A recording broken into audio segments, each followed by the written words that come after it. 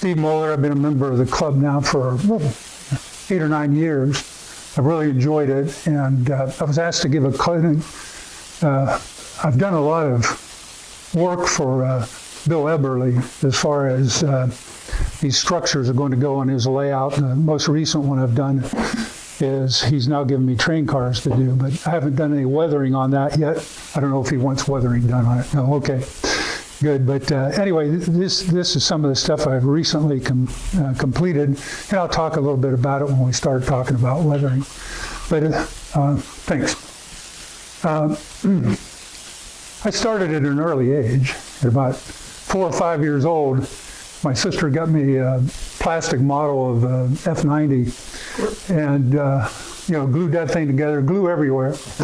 But then she handed me her fingernail polish, and I was able to put the wing tanks on and the nose and stuff like that. So anyway, I did it. It was a great hobby for me all the way until the time I pretty much left home, at 18 years old.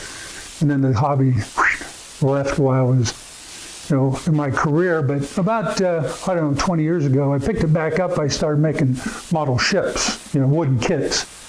Matter of fact, out here, you'll find the CSS Alabama. It's in the display case, and I made that along with the Constitution, the Constellation, and a couple other ships. So anyway, got involved in it. Then when I started helping, here at the depot, Jim Norris, I'm sorry, Jim's not here today, but Jim got me enthusiastic about building structures and really had a lot of fun doing it. He gave me the farmer's market initially. He wanted to see if I gave a darn how it would come out. And he was very tentative about whether it was going to go on the layout or not until I produced it. But anyway, did that, and Burleson House is another interesting story. I asked Jim, I said, there's this famous house over here in Decatur. Is it going to be a part of the layout? He said, no room. One day I walk in, and he says, hey, I found a spot for your Burleson House. So I had to grab the tape measure, go over there, and found out it had all 10-foot windows and stuff like that, things I couldn't buy, so I had to produce it. But anyway, he trusted me enough with that, and I got to do the Bungie plant that's out there, the Daikin plant, and finally the Nucor. So anyway, I'm into, there's a lot of plastic involved in that, but then with Bill handed me a wooden kit, and I bought several of them from Dean. That's a part of my hobby life, okay? Bill. So anyway, it started with bricks, all right? Now, how do you do bricks? Well, I got a brick template here. And they're a lot of fun, and doing the brick itself is not so bad. It's the mortar that'll kill you, right? Trying to get the mortar in between the bricks to make it look realistic. And I went online, and one guy said, hey, if you use white toothpaste, that really works great. Have any of you guys ever tried white toothpaste? It doesn't work great. Okay, it's real sticky, and it doesn't really do a very good job. So anyway, I finally figured out a technique to do it after a lot of experimenting. I found the best color brick that I could find was this Ace Premium red oxide. Makes a beautiful red brick. And then in order to do the mortar, it was a matter of getting a real thin white paint and putting it on, letting it dry just a little bit, and then rubbing it off the bricks. And the white paint will adhere still onto the bricks, but it doesn't look so bad. Actually, it makes the bricks look a little weathered, which then got me into, Bill said, well, it's nice that you're making all this stuff look brand new, Steve, but I don't want it to be new on the layout. I'd like to have it, look weathered, like it's been there for a long time. So anyway, I was thinking about airbrushing, which we talked about earlier, but, and I've tried to airbrush different things, and I've never really been that successful with it. But then somebody led me onto this, and I know some of you guys have used it. It's Doc O'Brien's weathering powders. These powders are really pretty nice because they're not just pure powder. They've actually got like a little bit of stickum in it. So when you put them on a structure like this here, I used rust red, it adheres pretty well. You have to use several brushes. You just can't put it on and leave it blotched. So these nice thin brushes like this really work well once you put it on and then start smoothing it out. And it really, I think it does a good job as far as weathering goes.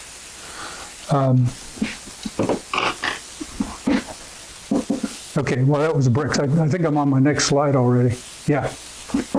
Oh. So anyway, I was blessed to get some Campbell's kits, okay?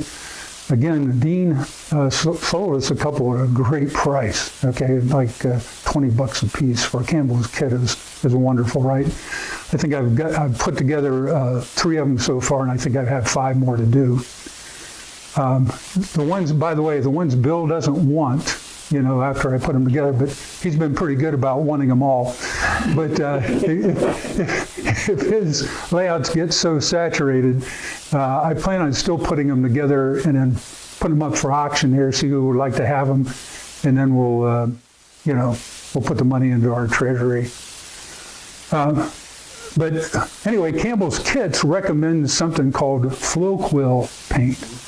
Again, for you older guys, what Floquil was, but for us guys who are sort of new to the hobby. 30 bottles. Yeah, there you go.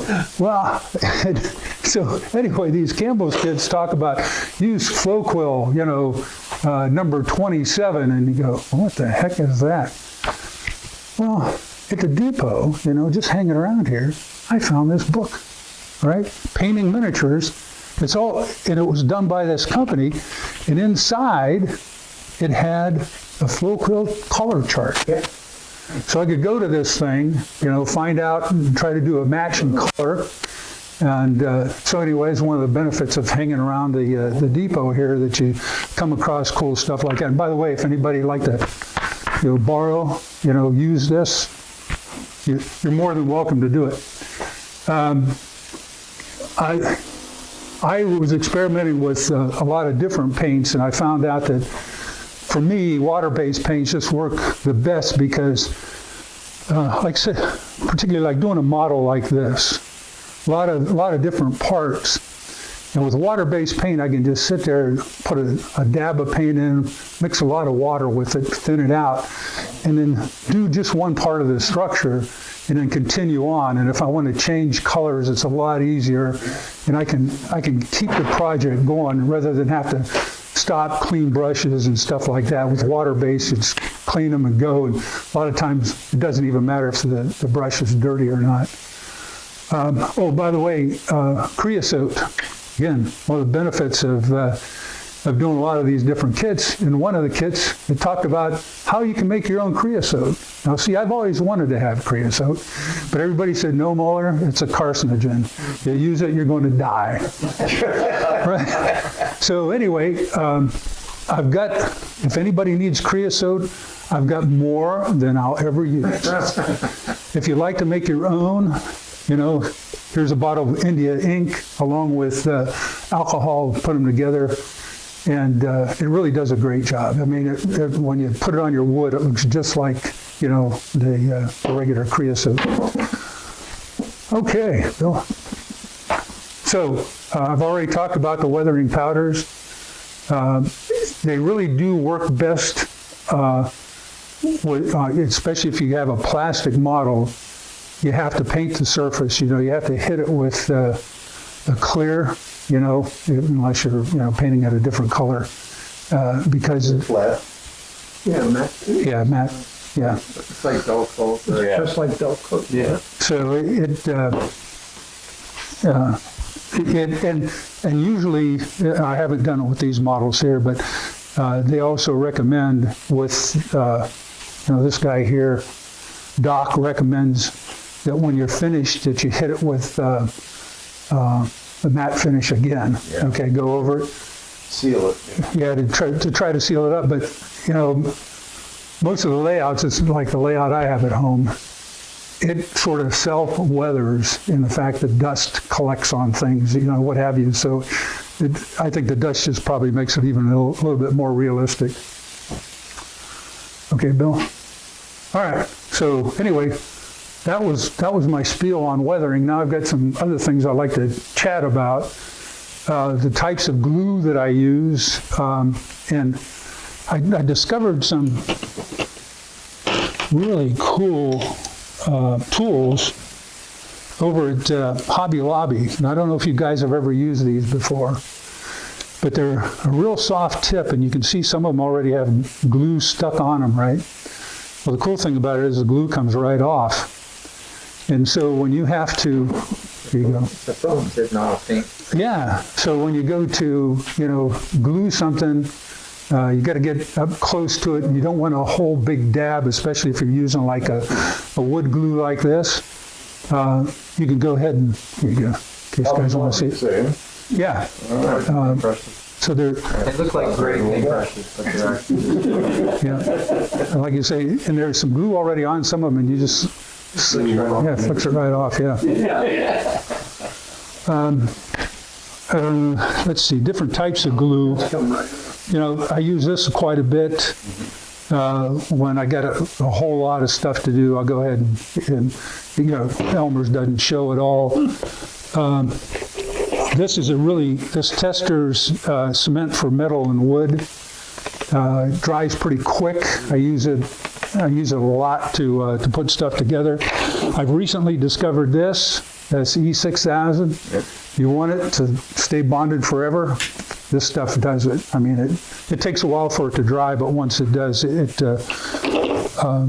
I don't know if you guys have seen this. It's called Clear Part Cement and Window Maker. Again, this is something you can find at Hobby Lobby, and it's for any window that I do. I put this on because if you slop it a little bit on the plastic, it doesn't show. canopy glue. Yeah. It's made specifically for clear parts and windows. You can create lenses with it too. Yeah, exactly. Yeah. Good. You have a 6x6, half sash 6x6, right? Put a drop of that stuff on it in between. And when you pull it off, Yeah, the glue forms the glass, yeah, right? You can see right through it. yeah. That's why they call it window maker. You can, if you have a, Testers, right? if you have a, my layout's all an entire winter scene. It's really good to put ice, in the windows and stuff like that. Another tip Andy gave me just recently, because I was doing roofs, like this roof here, and this kit came with, it just had a piece of carbon paper in it to do the roofing with this part of the roof anyway. And he said, well, why don't you use sandpaper? And I said, well, that's not a bad idea. And so this is a sandpaper roof. I just cut them out in slats, and the weathering does great on that sandpaper. I mean, What grade did you use? this is just 100 grit. 100? Yeah, You use 600, 800 ideas, yeah. This is flat roofs. that's what that roof is right there. Absolutely. But boy, where that came from. Yeah. I would have thought finding a roof looks good. Yeah. Hey, and while we're talking about roof, this came with a kit, and actually what I did is I made copies of the roofing. But if anybody would like to have, this weathered roof, and this is HO scale, you just overlap them. It came with, it came with this kit here. It's Greens Feed and Seed, and next month you'll be able to see that because it's on Bill Eberly's layout. But anyway, here's some roofing if you'd like to have it. Is that just something you cut that out and paste it on? Yes. Okay. That's exactly what you do. So if anybody would like any of this, if I've only have one sheet because I need to keep another one to duplicate it. But if anybody wants this, I'd be happy to crank them out for you. Although we might have a printer here. There's a printer right here. Oh, maybe I'm here. It's also scanned, right? Yeah. Yeah, That scan right to the USB stick? Yeah. yeah. Yeah, no problem. Scan. Yeah, so anybody wants one, check it out. Let's see, what else do I want to, oh yeah, want to talk about, if you've never done a Campbell's kit before, they're awesome, okay? I mean, this is the instructions for this, just this building right here, okay? 2 pages worth, and they give you fantastic detailed drawings. Is that all in it? It is. Yeah, I mean, I've seen instructions that big, but it's in 14 different languages. It- it- That big. it's in Old English, okay? I mean, Not translate. Yeah. yeah, I mean, these guys say, okay, you know, like this instruction here, okay, now it's time to scratch your forehead because it's, you know, I mean, they get it down into detail, but they give you nice instructions like this. Now, that's opposed, Campbell kits are no longer available. right, You can find them, some of them, if you look. But you gotta look and you can find them. I really like them. I've done a number of them. And Steve has done a great job with them. But they're no longer available. But as he says, the instructions are extremely good. So I've kept all the instructions that I have. I don't know what to do with them. Can we scan them? Scan them and put them online. sure, absolutely. Yep, we've saved them all. Online is, Be careful. If they're not copyrighted, Well, if they're no longer in business. somebody owns the rights to it. Yeah. Well, and Durango call. And now, Campbell's, as opposed to, I don't know if you guys have any of you guys done labels? yeah, done a while. Yeah. You better know how to model if you're going to use a label instruction, because this came with one of them, right? Well, the initial instructions and last instructions were actually cut off. And fortunately, Bill gave me a couple of them, and here's one with the complete instructions. But they're pretty cool. They say, okay, just follow the numbering pattern on here, and then you can put it together. There were so many missing things. It's just unbelievable. But anyway, this is that label kit that I'm working on now, and it's a lot of fun. The bell tends to be a true box of sticks. Yeah, exactly. Yeah, you just, you better be flexible. I brought a couple other things. I'm sure all you guys have a Miter box. miter box. I elevated mine because I just kept cutting. I've got a really nice work surface, and I kept gouging it, cutting into it. Use these a lot. These are drill bits. Micro drill. Yeah, micro drill bits, and they really come in handy, especially like on that label kit. You know, you got to put in the railing on the back there, and it's, you know, you got to drill little holes for the railing to get them in, and these guys, yeah, they work great. What else? A razor sharp. That's Dr. O'Brien. Yeah, I'm They're sorry. all powders, but I mean, like the chalk No, I haven't. thing, that's just a ground. Yeah. Sticks that you I have not used those. I discovered these things, and they. What? What else am I going to talk about? It's not short. It's got an oil-based, there's an oil-based. What was that window glue called? It's almost like a wash or something. The, Window glue. It's like sticks. what's it called? With the, Here you go. but you notice it doesn't. It's a bottle about that big, it's called canopy glue, and I think it's almost got a number like 501. Yeah. Formula 501. Yeah. And it's There's 2 or 3 manufacturers. it's magnificent. It's getting the white sheet. If you put it on glass and let it dry, you will not You have find to it. wash it. Wow. Yeah. Wow. Yeah. When did they invent that? Yeah, like I say, it's got some kind of. I've been looking to buy chalks, but you say Doc O'Brien is the way to go. Well, for me anyway. Again, this is all Doc O'Brien here, so. Pastels. And pastels.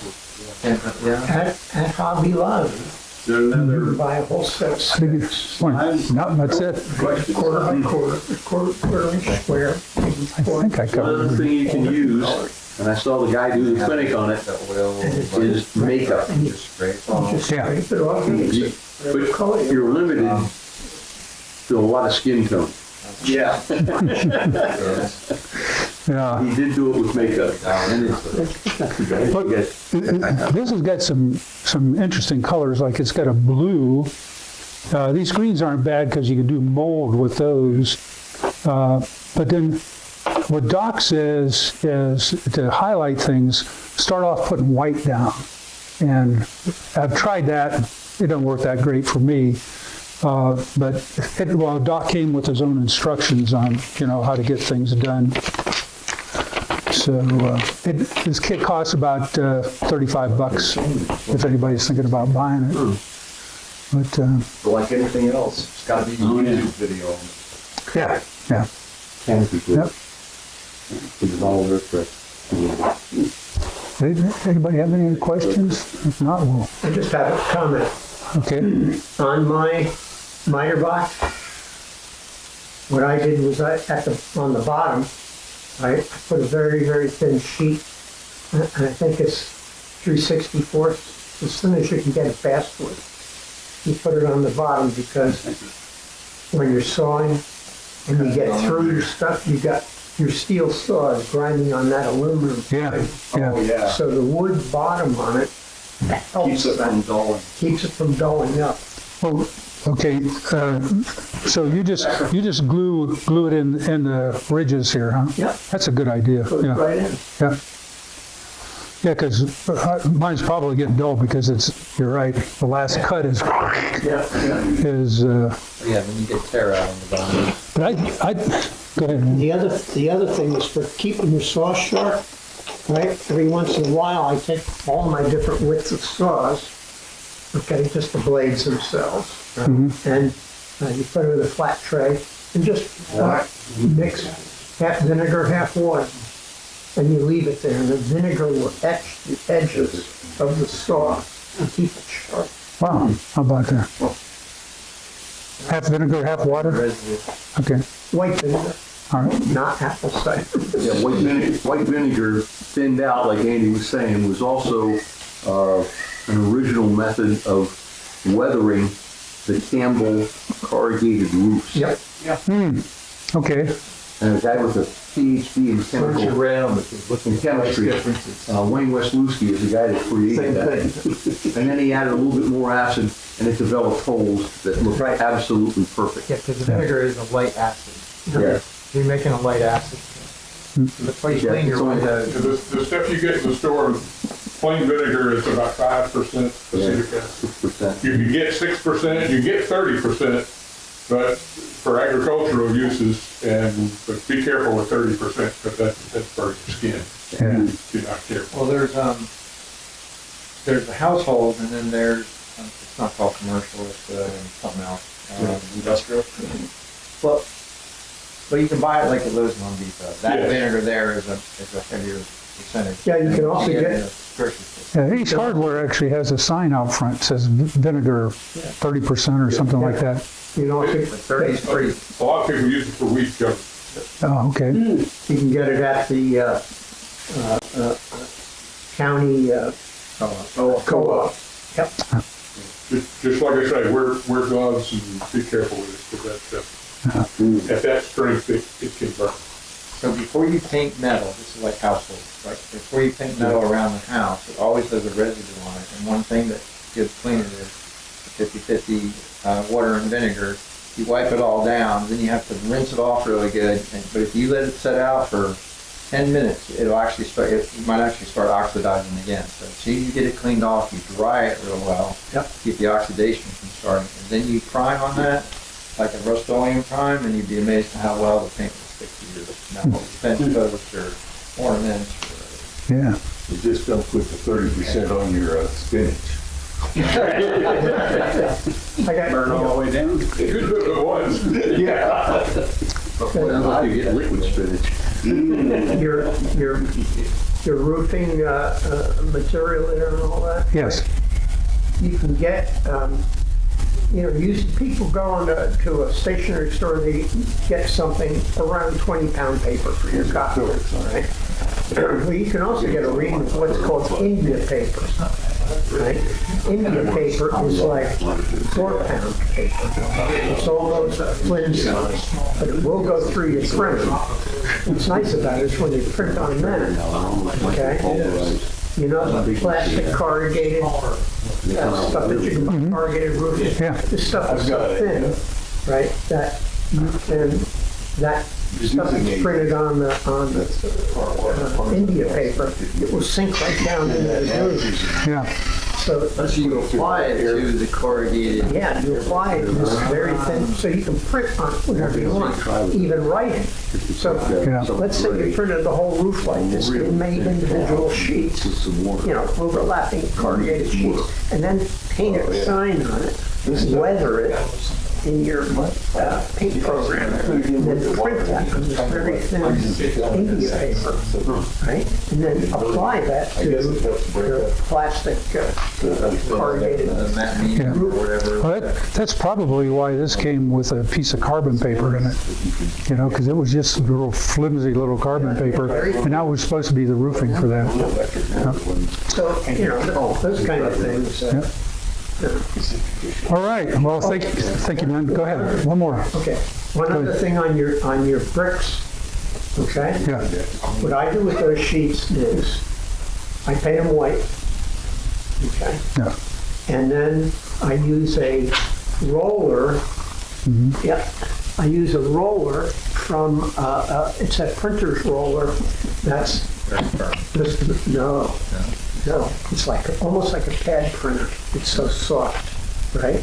And you pick up your red ink with that, and one swipe across, and you're only gonna print the top of the bricks. And, see, that's what I mean with showing Water stuff. stays in. yeah. And I was gonna say, and I was gonna ask you, what did you use to wipe it off? Because I've tried that, and even with microfiber towels, they get down in the dirt and start taking out the mortar. Yeah, well, interesting enough, one of the projects I did for Bill was instead of bricks, they were stones. Okay, Yeah. and so I did that technique with stones. I painted it, used gray primer for the mortar. Then I went over, I just got a brush and, well, probably one that looks like this. And I just, I went and started with red oxide and put just a little bit, you know, just dabbed it, didn't go down into the mortar.